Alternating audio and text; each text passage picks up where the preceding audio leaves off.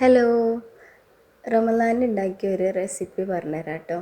ഒരു കപ്പ് മൈദ, ഒരു കോഴിമുട്ട, മല്ലിച്ചപ്പ്, ഉപ്പ് ഇട്ടിട്ട് മിക്സിയിൽ അടിച്ചെടുക്കുക. പിന്നെ സമൂസക്കുള്ള മസാല അല്ലേ, അതുണ്ടാക്കുക കേട്ടോ.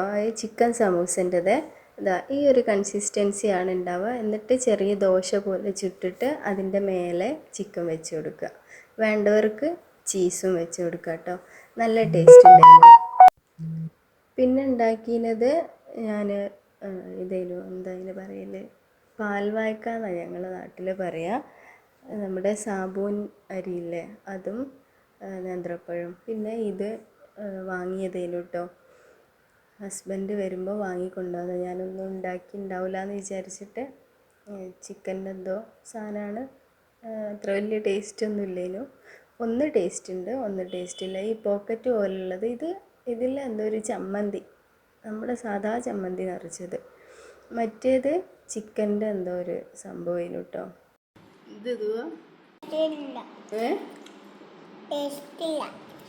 ജ്യൂസ് എങ്ങനെ ഉണ്ടാവുക?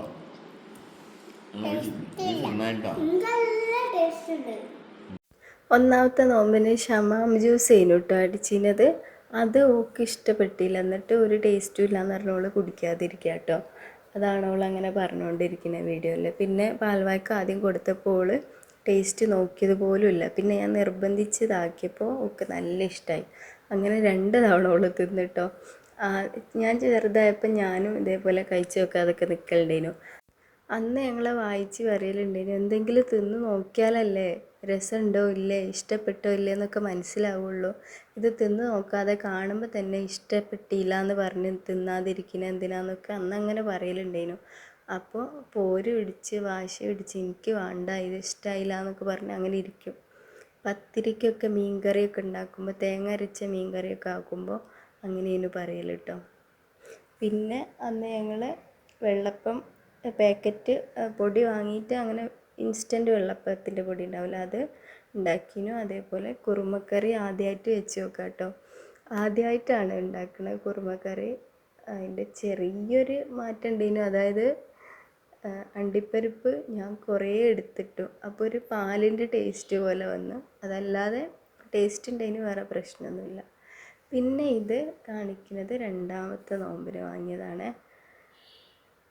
അന്നും ജ്യൂസ് ഉണ്ടായിരുന്നു, തരിക്കഞ്ഞി ഉണ്ടായിരുന്നു, പിന്നെന്തോ ചെറിയൊരു സ്നാക്കും വാങ്ങി. പിന്നെ ഇതിൻ്റെ കൂടെ ഒരു ക്ലിപ്പും കൂടെ കൊടുക്കുന്നത് മോൻ്റെ സ്കേറ്റിംഗ് ഷൂ ആണ്. ഓള് ഇങ്ങനെ വെറുതെ ഇട്ട് നോക്കി നോക്കി അവിടെ ഇവിടെ പിടിച്ച് ഇങ്ങനെ നടക്കലേനു. ഇപ്പോൾ ചെറുതായിട്ട് ഇങ്ങനെ പഠിച്ച് വന്നാണ്.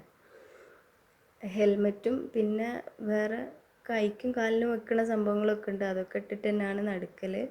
ഇതെടുക്ക് ഇങ്ങനെ ഇട്ടപ്പോൾ ഞാനങ്ങനെ ഒന്ന് വീഡിയോ പകർത്തിയാണ് കേട്ടോ.